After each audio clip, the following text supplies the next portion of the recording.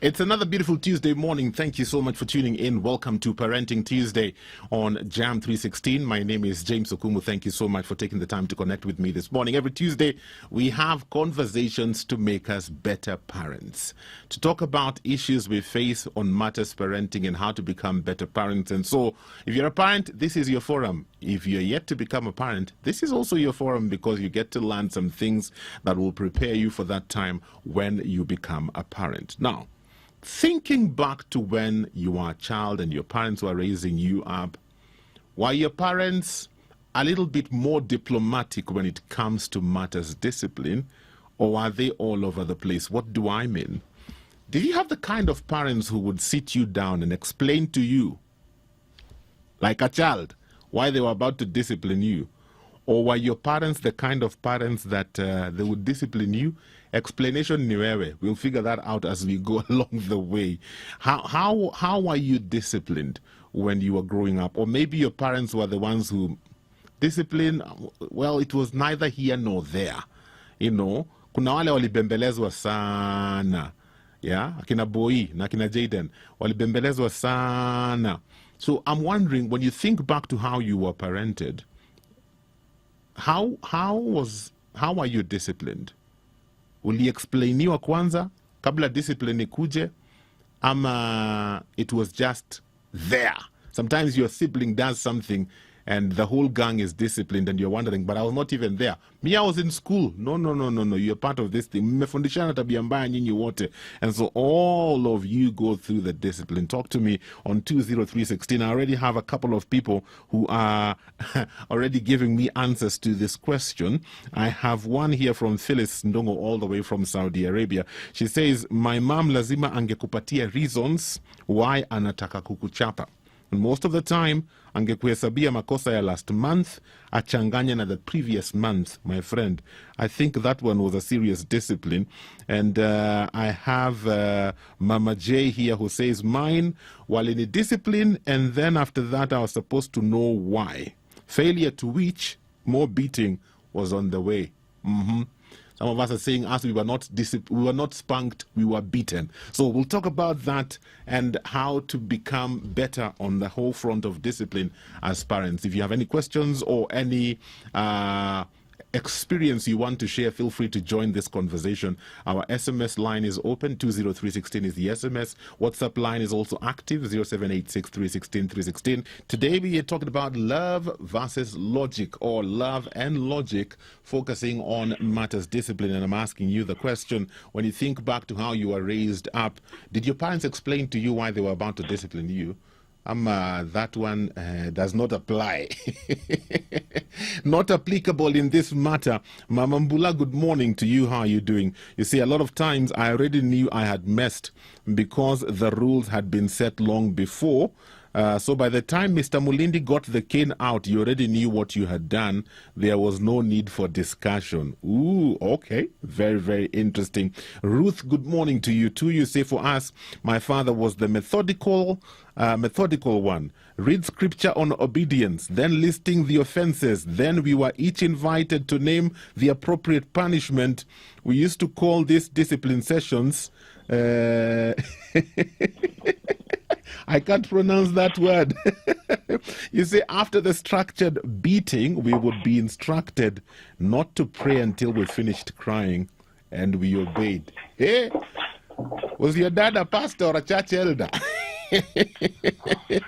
That sounds like a real court case. Well, keep your SMSs coming through on 20316 for SMS. WhatsApp 0786 316 316. Question once again is, when you think back to how you were disciplined when you were growing up, did your parents take the time to explain to you why they were about to discipline you? Or did the discipline just come and then you figure it out as you go?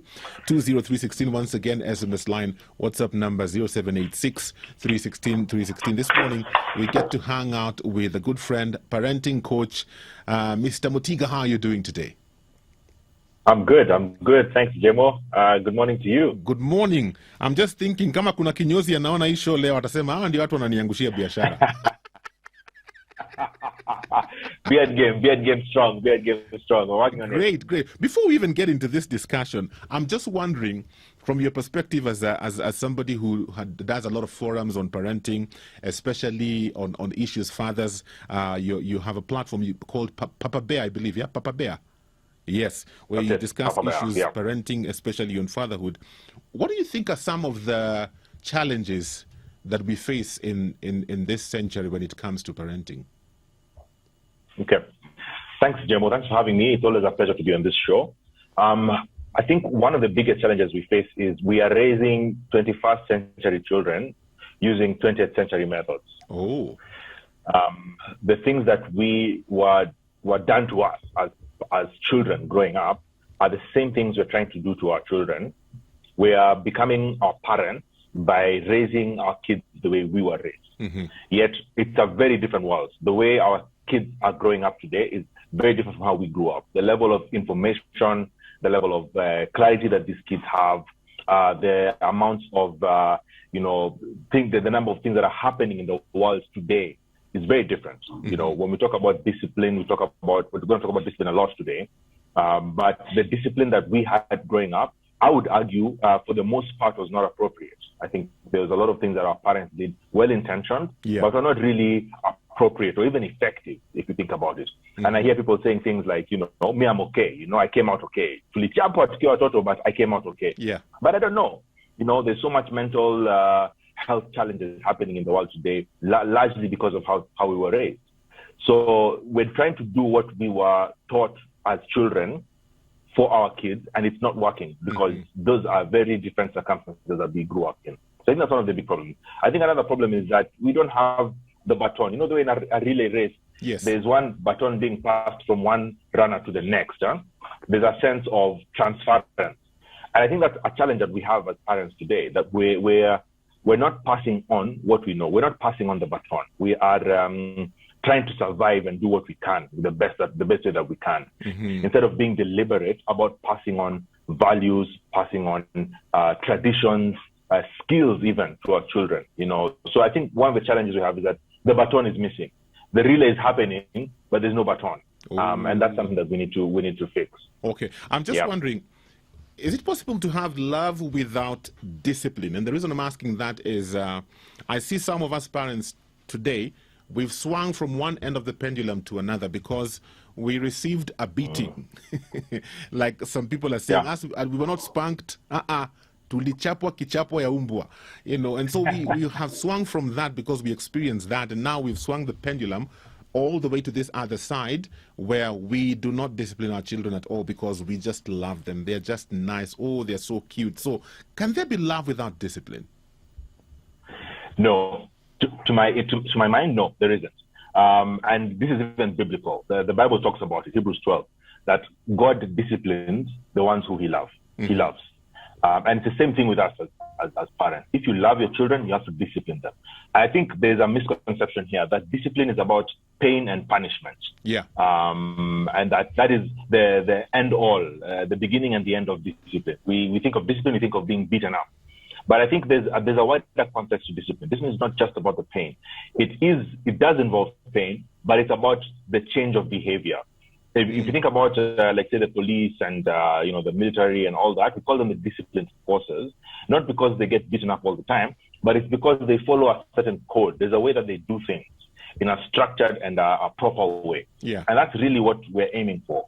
Now, the punishment, the pain, the beating or the use of the rod is one way to help achieve that. And it's a way to really enforce some of the lessons that we're teaching, but it's not the end all. I think our parents, and I think that's one of the challenges with how we were raised. Discipline for us was about the beating, and that was it. It was never about the behavior. It's never about the outcome. Yeah. Because when you say a child is disciplined, it's not about how many times you've beaten them. It's about how they behave, right? So we need to change our perception around the word discipline. It's often used in a negative way, and it conjures very negative memories and emotions for many of us because it was used in a very negative way. But I think discipline is not just about the beating, and it's about a process that we need to go through. And if we have some time today, we can talk about that. There's a procedure. Yeah. There's a process that you go through which culminates in a changed behavior and in a different way of doing things. And yes, there's some pain involved in that, but that's not the whole story. Okay. So yes, I think that discipline is necessary for us to demonstrate love. That's the only way we demonstrate love. Well, it's not the only way, but it's one way that demonstrates love, because God disciplines us as his children as well. What then is the place of logic when it comes to parenting? Because back to the whole pendulum analogy, for a good number of us in my generation, we were there to be seen and not to be heard. Yeah. In fact, many times we would be told, "Amwoni wazee wanaongea, you know, scatter. Big people are talking. Watu wazima wanaongea." And so sometimes even the place of sitting down to reason with our parents, our space was never there. You're here to be told what to do, and you do as you're told to do. Logic ni wewe. So I'm just wondering, what's that place of logic when it comes to parenting? Is there a space like that? Yeah, absolutely. I think it's important that we teach our children how to reason, how to engage with adults, and how to negotiate, and just how to be in a space where you're engaging in dialogue in a way that makes sense for both sides. And that's what logic is. It's about how you apply your thinking to the situations that you're dealing with. And that's a life skill. That's something that every one of us needs to have. Our children need to have from a young age. But I think the challenge is when we substitute logic for discipline, and we try and make our children disciplined through logic, that we try and reason with them instead of enforcing the rules. That's where the problem comes in, that we substitute logic for discipline. And that's where the problem is. Because at the end of the day, at a certain age, your children don't even need to know why the rules apply. They don't even need to understand what the reasoning behind the rules are. Yeah. At a certain age, that becomes necessary. As they get older, you need to explain why you're doing it. But the challenge I find is that parents substitute discipline for logic. They say, let me try and reason with you, instead of enforcing the rules and making sure that children behave in the right way. We excuse their bad behavior and say, this is my lesson to them, giving them a chance to make decisions of their own and to reason things out, instead of just calling things as they are. That child was rude or that child was disobedient. There's no logic there. It's just simply disobedience. So logic is important, and it's a life skill that we all must have, and we must teach our children from even a very, very early age. But we cannot substitute logic for discipline. At the end of the day, the question you need to ask yourself is, are your children disciplined? Can your children do what you ask them to do? Are they under control as a parent? And if they're not, then that's a discipline issue. No amount of logic is going to change that. You have to work on disciplining those children. I like what you're saying, because I've seen situations whereby the parent is trying to instill logic, but it's working against them. The child is the one driving this whole thing, because they know my parent cannot spank me, so to speak. And so, you have issues where go stand in the corner and think about what you've done. And I'm thinking, no, that one will not work in my house. In fact, my house is round. We don't have corners. You live in an igloo. So I don't know what you think about that whole concept of stand in the corner, or go to your room and think about what you've done. Yeah. I think that there's a number of layers there. I mean, first of all, it's not recommended. I don't think it's wise or appropriate to discipline a child by separating them from your presence. You're basically telling them, get away from me. I don't want to see you. You're a bad person. That's the message that they get. Yeah. And if you think about how God disciplines us, God does not separate us from his presence. When we do something wrong, he doesn't send us to the room and tell you go think about what you're doing. He opens his arms and says, come to me just the way you are. Come as you are. Jesus opened up his arms to all manner of people who had all manner of vices. He didn't send them to their room to go and think about the done. He welcomed them in. So I think that notion of get away from me is not about the child. It's not about them going to think about the done. It's you being so irritated that you don't want to deal with them. Now, I understand there's need for separation, or rather some time out to consider your actions, or to calm down, or to get hold of your emotions before you respond in a negative way. So I get that. But I think when people say go to your room, they're not. That's what they're thinking. That's not what they're doing. They're basically saying, I'm so mad at you. You're so vile in my mind right now. I want you to go away from me. Be away from me. And that's really separating yourself from the child, which is not healthy. The message you're telling the child is, whenever I do something wrong, I am no longer worthy to be my father's son or my father's daughter, because he doesn't want to be in my presence. I think we would rather tell them, look, I might be a bit upset right now. We're going to talk about this in a minute. I want you to go to your room for a few minutes. I'm going to come up and we have this conversation, as opposed to go away, get out of my house, get out of my room, get out of my sight. Okay. I think there's also something you said about the pendulum. The way we tend to swing in the opposite direction, where our parents are concerned, or how our parenting is concerned, based on how we were raised. I think that's natural. That's human behavior. That's human. It's human of us to do that. But I think it's also very dangerous because, depending on how we're raised, we become we do one of two things. We either become our parents and we become exactly like them. Yes. The abusive, overbearing disciplinarians who are just difficult to live with, or we swing the other way and just become completely permissive and negligent, and we basically let our children raise themselves. I think the way to deal with that is to be aware of our parenting styles, to be aware of how we were raised as children ourselves, so that we are not passing on the wrong values to our children. Just because you are raised in a certain way doesn't mean it's the right way. And even though it was the wrong way to be raised, doesn't mean that that's what you're going to pass on. You can make a decision.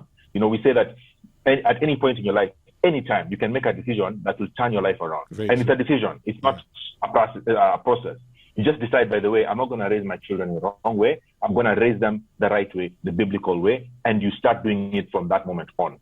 So, it's a decision that we have to make as parents. The way we are raised, notwithstanding, we have to do the right thing for our kids. Okay. So shortly, I want us to talk about then how do we find the balance when we're talking about love, discipline, logic. How do we find a balance so that we're not leaning too much on one side or neglecting everything altogether? It's about 21 minutes after 8. It is Parenting Tuesday on Jam 316. It is love versus logic on matters discipline. If you have a question for us, or maybe you have an experience you want to share, maybe something that is working for you, please feel free to do so. 20316 is the SMS line. WhatsApp number is 0786 316 316. It is Tuesday, Parenting Tuesday, love and logic, or love versus logic, focusing on matters discipline. That's what we're looking at today. And remember, as always, inviting you to be a part of this conversation if you have a question or an experience you want to share, because we are learning one from another. SMS line is 20316.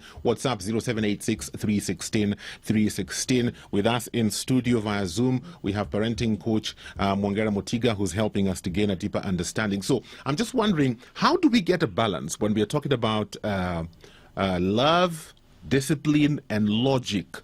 Because these things intertwine and intermix. How do we get a balance so that we are not swinging to one end of the pendulum? Okay. Thanks, Jemo. So I think the bottom line is love. The reason why we raise our children and we do so the way we do is because of love. Regardless of how we do it, we might make mistakes, we might do the wrong thing, we might do what our parents did and mess up our kids, or we might do stuff that doesn't make sense. But I think all of us love our kids. Most of us do.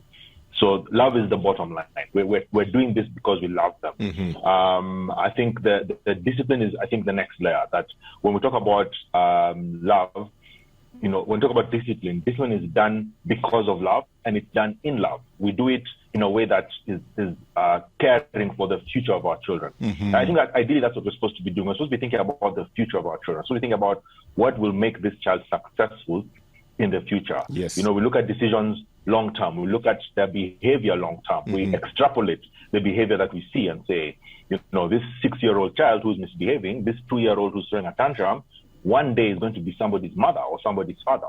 And we ask ourselves, do we want to see them behave in this way? Do you want to see a 27-year-old throwing a tantrum? And what does that look like? And we ask ourselves, what do we do now to stop them from doing that? So when you think about discipline, think about changing their behavior for the future. Now, when you think about logic to me is a skill. It's something that we impart on our children to be able to handle different situations in their lives. It is not a substitute for the discipline that we must give them. It's not a way for them to engage with us. It's a skill that we pass on to them, right? And I think the challenge that we have with logic, as we were saying earlier, is that sometimes as parents, we substitute discipline for logic. And we say, I want to reason with this child. I want this child to feel like they've been understood, without giving them then the discipline that follows, right? It's fine to reason with them. It's fine for them to be able to reason with you and to sit together and discuss, because even the Lord allows us to do so. But the Lord does not excuse our behavior. At the end of the day, we still have to be disciplined. Yeah. Even though we can sit and reason together with the Lord, it doesn't change the requirement for us to be disciplined and to do what the Lord says. So the challenge is when we substitute logic for discipline or love, or we assume that me reasoning with this child is my way of showing them love, because we grew up knowing that discipline is a violent, abusive, difficult process. And so we think that reasoning with them is a better way to parent, but not when we substitute discipline for logic. And when we talk about discipline, for a good number of us from my generation, when we think about discipline, it's just being beaten. Is that what discipline is all about? Or are there other forms of discipline apart from the road? Yeah. So yes, to answer the question, yes, there are other forms of discipline apart from the rod. And part of what we teach is that there are what we call rod infractions. So there are things which require the rod to be able to correct, and there are some infractions which are not rod infractions, or they do not require the rod to correct, right? So just to give an example, I know this is going to raise a lot of questions, but to give an example, a child throwing a tantrum, right? So here's a child 2 years old or 3 years old, and they are throwing this wild, crazy tantrum all over the place. Supermarket, pulling things off shelves, it's just chaos. So the question is that a rod infraction or not?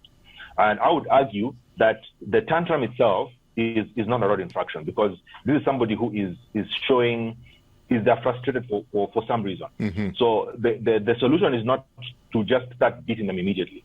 You need to get to the bottom of it, right? Or I'll give another example. If a child is whining, right? You know what whining is.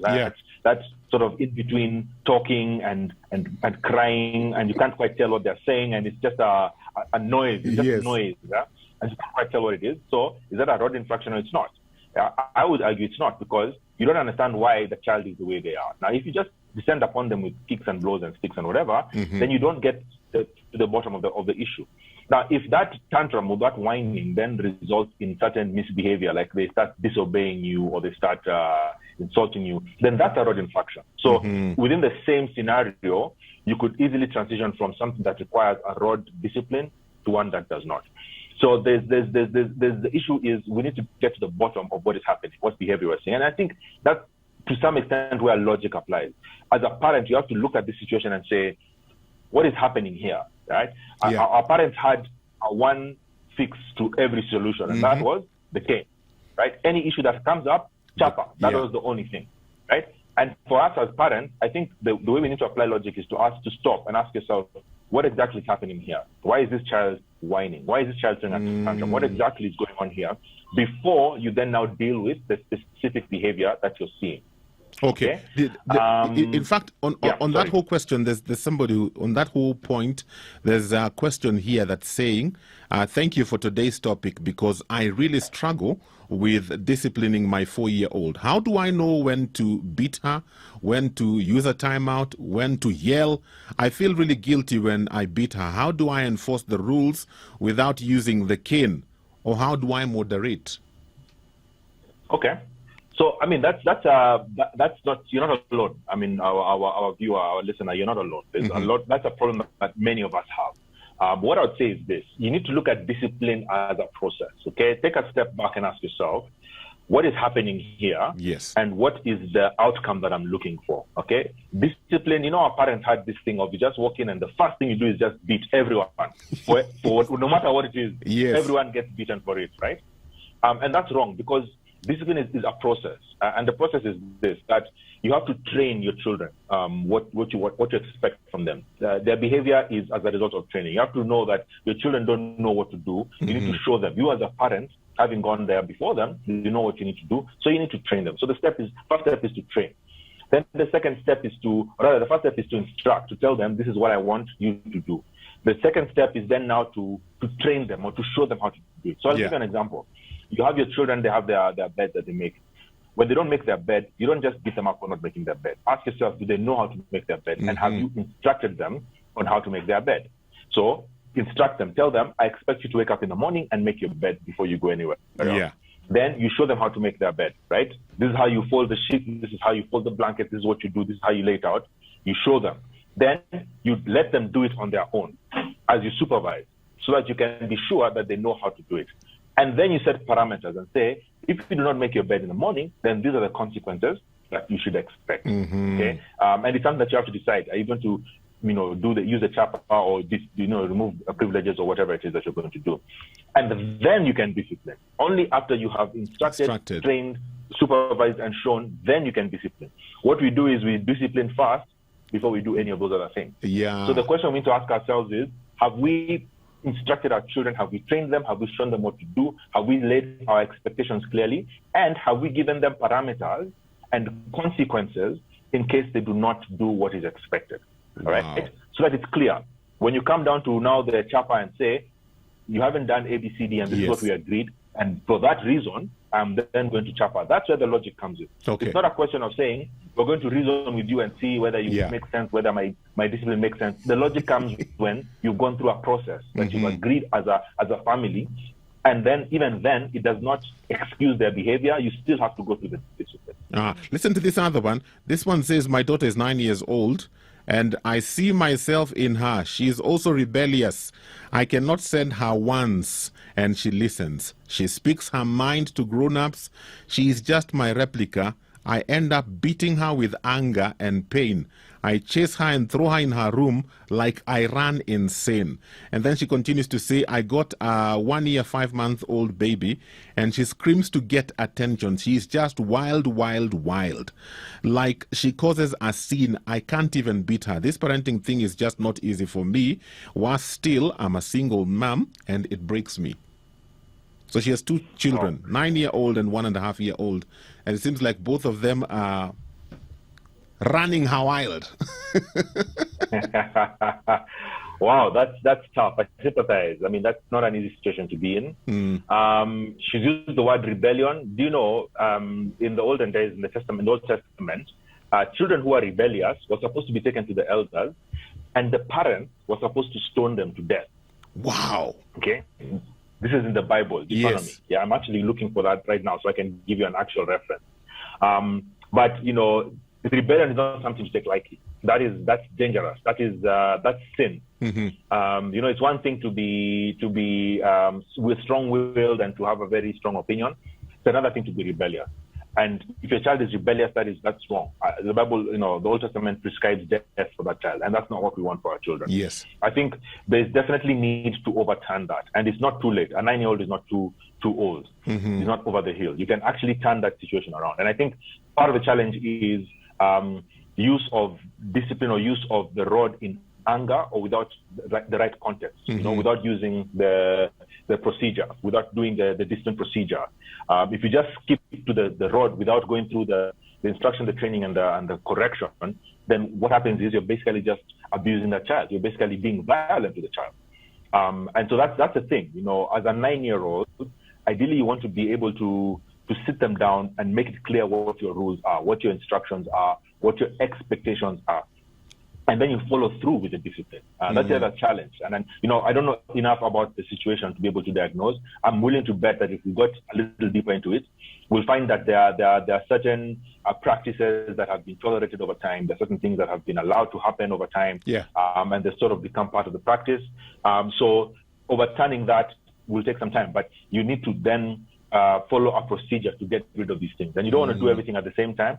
Take things one at a time. So I'd like to encourage that our listener, just because your child is 9 years old, doesn't mean that they are past redemption. You don't have to behave like that. You do not have to treat your child like that. You don't have to be violent with them in anger or anything of the sort. That's not normal. That's not how it's meant to be. You can actually go back to a place where your child and you can reason together, and you can talk together, and you can actually expect certain things from them. And it will be done the way you expect. You can still bring that child under control. Very true. But rebellion is not a good thing. That is dangerous. You want to make sure that child stops rebelling. You know, there are two things just from reading this message for me that really jumped out to me. The first thing is she says she sees a lot of her in her daughter. And so I'm wondering, okay, so if you see a lot of you in your daughter, what does your daughter see in you? Could she be replicating what she sees in you? So could it be the issue is not your daughter, the issue is you and how you interact with her? And then the second thing she said about the 1 year, 5 months old is that this baby has to scream to get attention. Why? Why? Yeah. That also for me goes back to you as a parent. Why does your child have to scream to get your attention? Does it mean that when your child speaks the first time, she does not get attention, and so she has to escalate to a place where she has to scream, "Mom," for you to be able to, okay, what do you want? You know, so it's a whole learning process, but I believe she will get it. I believe she will get through. I believe she will. She will. Yeah, she will. No, she will. Well, let her be encouraged. I mean, it's difficult being a parent, especially a single parent. Consistent. Yes, it's not easy. You have a lot of challenges on your plate. It's not easy, but trust me, the best investment you can make is being deliberate with your children, because then your life will be simpler. And it's not a long process. It will take you a few weeks at most for you to get everything back in line, and then your life will be so much easier. There's something I want us to talk about when we talk about the whole issue of discipline and love and logic. The whole issue of consistency and follow through. I find that sometimes as parents, we say, if you don't, I will, and we never. You remember when you're saying earlier about instruction, you know, you have instructed your children, I need you to make your bed every day when you wake up, and you have demonstrated to them, this is how you make your bed, you know, and you have followed through and they know how to make their bed, and then you tell them, if you don't make your bed, these are the consequences. And so they don't make their bed, but you don't follow through on the consequences. And it becomes this thing you're always saying, nitafanya, but you never do. What's the danger of that? Yeah, see, the challenge with being inconsistent is that your children stop trusting you. They stop taking you seriously. The next time you have something serious to say, they'll be like, yeah, Dad husema hivyo, ama mom she talks like that. That even you don't have the credibility that you need to be able to follow through. I think one of the challenges we make is that we make threats that we can't follow through on. Yeah. You find someone saying, "Dakwacha supermarket," and you know very well you can't leave your 3-year-old in supermarket. That's never going to happen, right? So we should stop making threats and making, saying things that we're not going to follow through on. And it goes even to promises. The promises that we make. We don't tell our children, "I'm going to take you for ice cream. I'm going to do whatever it is," and give a date and time, and then you don't do it. I think credibility is a critical thing with our kids. Our kids see us in a different light if we're not credible to them. I think one of the challenges that we have is being consistent is not easy. For us to be able to get to a point where you can deliberately or consistently give the same treatment every time, it's not easy, because you're distracted, you've got other things you're doing. Sometimes the child is doing this thing repeatedly within a short period of time, and it's just tough for you to deal with it. Yeah, I remember an incident when my firstborn is 12 now, but when she was much younger, she was probably 1 or 2 years old, she would jump on the couch a lot. And, I didn't like that. I remember within a period of about half an hour one evening, we had to deal with that infraction several times, like half an hour. So you discipline her for doing it. You've told her not to do it. So we've gone through the process and she still does it, and you discipline her. And 5 minutes later, she's back on the couch jumping again, and you discipline her again. And it's always, we have to keep repeating it again and again. But eventually it got through, and, we've never had that problem ever since. So I think being consistent is not easy, because sometimes you just feel, wacha tu, ama yeye ni mtoto tu, wachana tu naye. Ama just feel, nimechoka, I'm tired. Let me just, life is easier. Let's all be happy. Let her just do whatever she wants. Let there be peace shared among us. Yeah? But I think we need to be consistent in what we apply to our children. That goes beyond the discipline. It goes to how we behave, how we interact with them, the promises that we make, the things that we say we're going to do, the way we interact with them on a day-to-day basis. We need to inculcate consistency, because then we're able to see results. When you do something consistently, if you're working out, you don't work out today and then you watch out for 3 weeks, then you come and do 6 sit-ups, and then you leave for 2 weeks. There's a consistency that's needed, and it's painful, but that's the only way you get results. Okay. Shortly, we'll talk about verbal abuse. There's somebody who's saying some people use verbal discipline like harsh words, and I'm just wondering what the effect of that is to the children. So we'll talk about that shortly. It's about 18 minutes before we get to 9. If you have any questions for us today, my friend, you're running out of time. You need to send in that question right now. 20316 SMS line, WhatsApp number 0786 316 316. We are talking about love and logic where matters discipline is concerned. I've got parenting coach Mwongera Mutiga with me via Zoom. I realized our single parent had sent in some messages earlier that had not gone through. Basically, this brings a bit more perspective on her issue. She says, okay, where do I begin?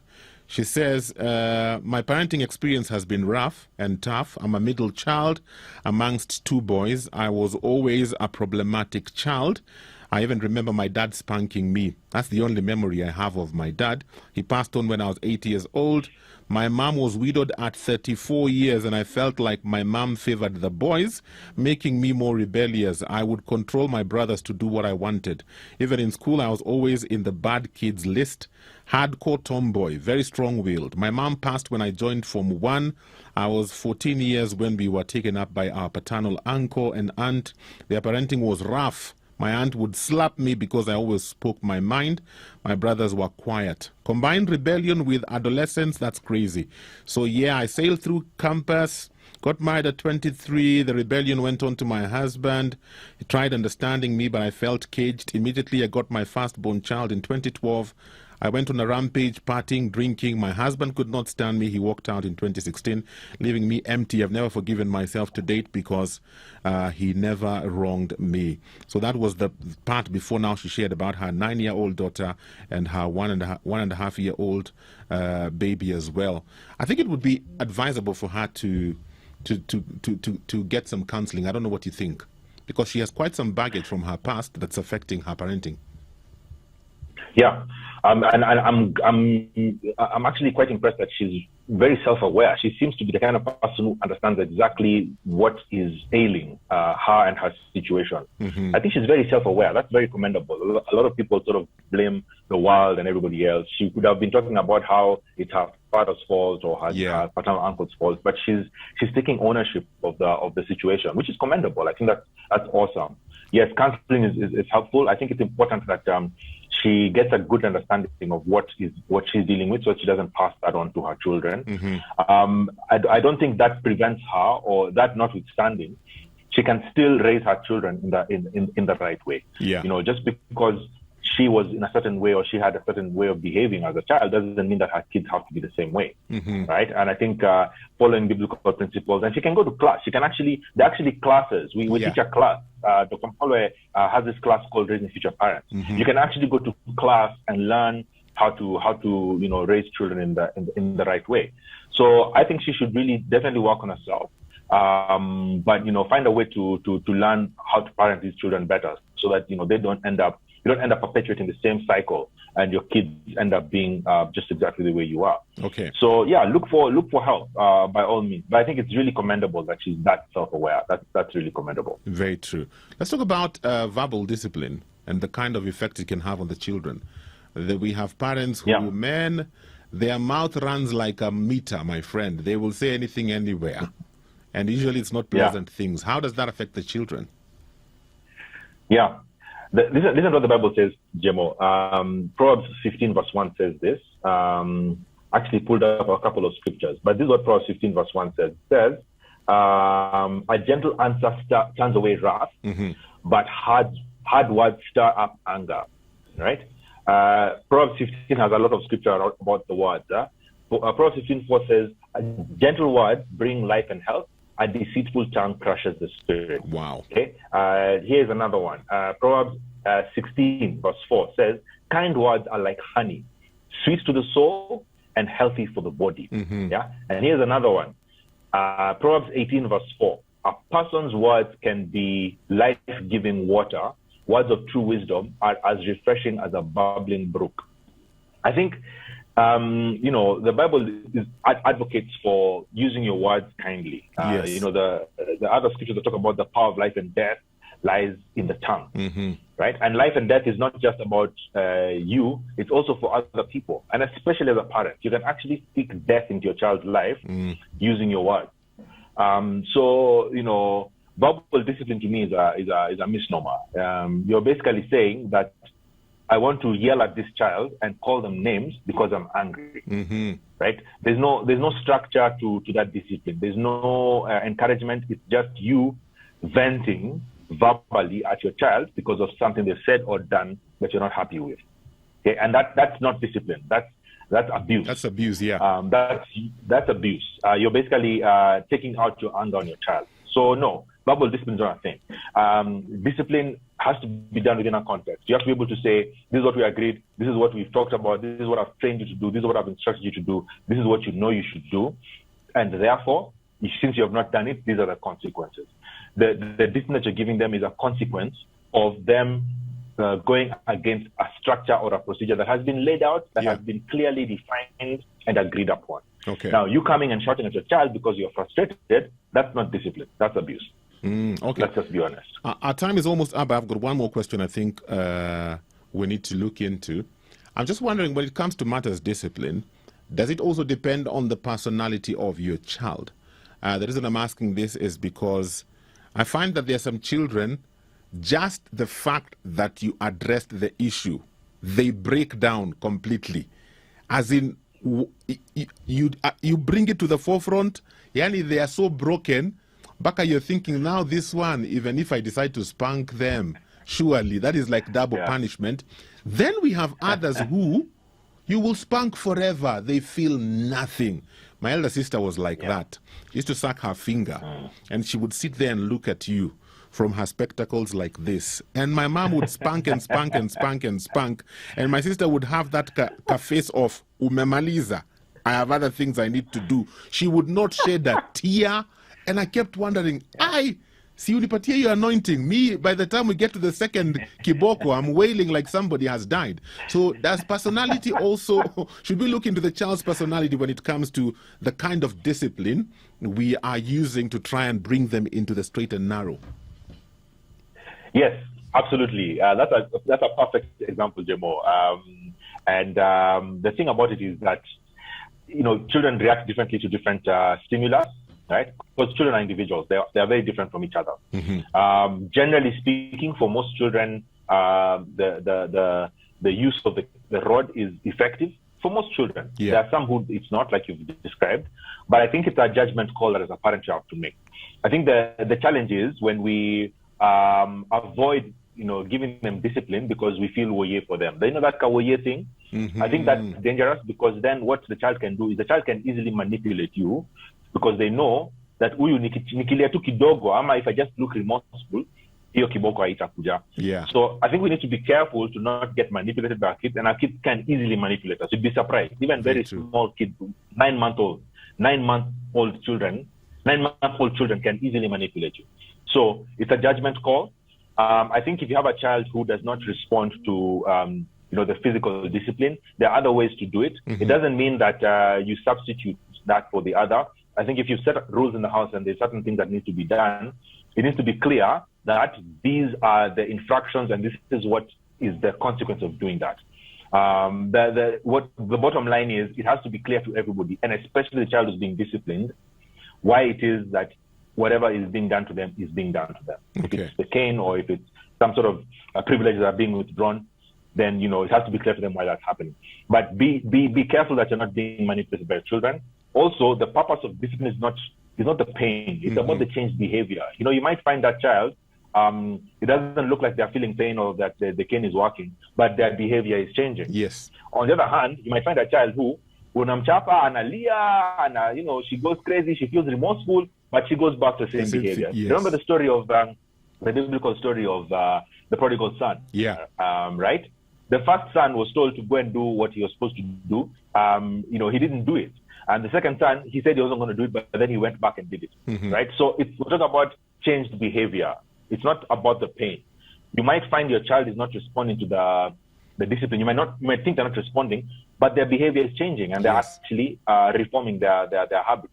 And there are other kids who they look like they're feeling the pain, they look like it's effective, but they're not changing. Their behavior is not changing. So it's really about the outcome. It's not about the pain. It's not about the discipline. It's not about the kiboko. It's about the outcome, what you're trying to achieve in terms of their behavior. Awesome. Mutika, thank you so much. Our time is up. But before I release you, there's something I saw on social media the other day. I really laughed about it, but it was so true. This guy was saying how nowadays, we run around with our children in the compound trying to feed them to bembeleza wakule. Back in our days, your mother would put you on her lap. She would hold your feet with her feet and your hands with one hand, and she would block your nose and pour porridge in your mouth. You have two choices. You either swallow or you die. I thought that was funny, but it was so true. Some of us, that's how we drank porridge, whether tunataka ama tutaki, but we are learning, we are getting better, and we thank the Lord for these opportunities to be able to learn. My friend, thank you so much for your time and for your wisdom. Tumebambika na tumechanuka. Amen. Yes. Amen. Amen. Thank you so much for having me. I appreciate it. Anytime. Awesome. And we need to visit our baba. Aache kutuangalia vibaya. This is how we do. This is how we roll. This is how we roll. Our time is up for today. Thank you so much for being a part of Parenting Tuesday. I hope you've learned something today when it comes to issues parenting, demonstrating love, that place of logic and discipline. Have a great day. For this and more of our shows, log on to www.familymediaonline.com to enjoy a wide variety of programs from current affairs to testimonials and features, pastoral and inspirational shows, kids entertainment, and so much more. Also stream live on www.familymedia.tv.